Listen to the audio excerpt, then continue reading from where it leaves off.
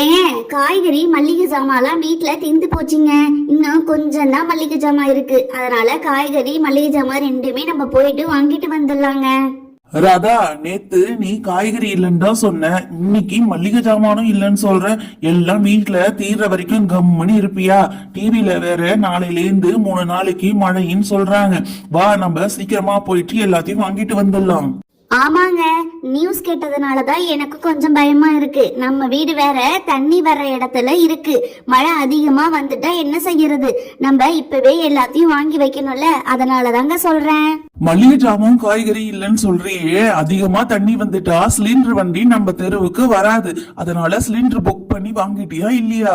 Cylinder எல்லாம் book பண்ணி நேத்தே எடுத்து வச்சுட்டேங்க. அத பத்தி நீங்க பயப்படாதீங்க. நமக்கு இன்னும் பாதி சிலிண்டர் இருக்கு, ஒரு லோடும் இருக்கு. அந்த கவலையே நமக்கு வேணாம். பசங்களா, நானும் அம்மாவும் மார்க்கெட்டுக்கு போயிட்டு காய்கறி மல்லிகை ஜாமான்லாம் வாங்கிட்டு வந்துடுறோம். 2 பேரும் எங்கேயும் போகாம வீட்டுல இருந்து ஹோம்ஒர்க் எல்லாம் முடிங்க. பப்பு, சுப்பு, அப்பா சொன்னது காதுல விழுந்துச்சா இல்லையா? சரி, என் போனு இங்கதான் இருக்கு. எதனா ஒண்ணுனா எங்களுக்கு போன் பண்ணி சொல்லுங்க, நாங்க போயிட்டு வரோம். சரிப்பா.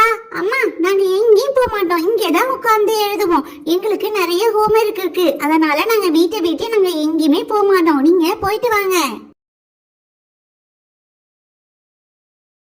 சுபே, நானே மேக்ஸ் ஹோம்ஒர்க் முடிச்சிட்டேன். இன்னும் இங்கிலீஷ் மட்டும்தான் பாக்கி. நான் சீக்கிரமா எழுதிட்டு அம்மா அப்பா வந்ததும் நம்ம சொல்லிட்டு வெளியில போய் விளையாடலாம். சரி பப்பே, நம்ம சீக்கிரமா முடிச்சிட்டு அம்மா அப்பா வந்ததும் வெளியில போய் விளையாடலாம். ஆனா எனக்கு ஒரு ஐடியா தோணுது. சீக்கிரமா முடிச்சிட்டா அம்மா போன் இங்க இருக்குல்ல, நம்ம போன்லயே விளையாடலாம்டா. இந்த வீடுதான் சரியான வீடு. இந்த வீட்டுல யாரும் பெரியவங்க இல்ல. 2 குட்டி பசங்க தான் உட்கார்ந்து இருக்கு. அதுவும் அந்த பக்கம் பார்த்து உட்கார்ந்து இருக்கு. நம்ம நைஸா வீட்டுல பீரோல என்ன இருக்குன்னு போய் பார்க்கலாம்.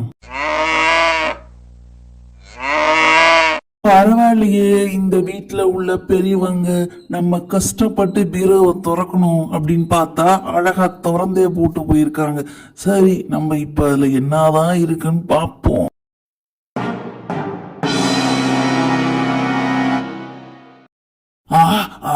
என்ன இவ்வளவு நகை இருக்கு? இவ்வளவு நகை இருந்தும் இந்த பீரோவை பூட்டாம போறாங்கன்னா இந்த வீட்டுல உள்ள பெரியவங்க எல்லாம் எவ்வளவு புத்திசாலியா இருப்பாங்க.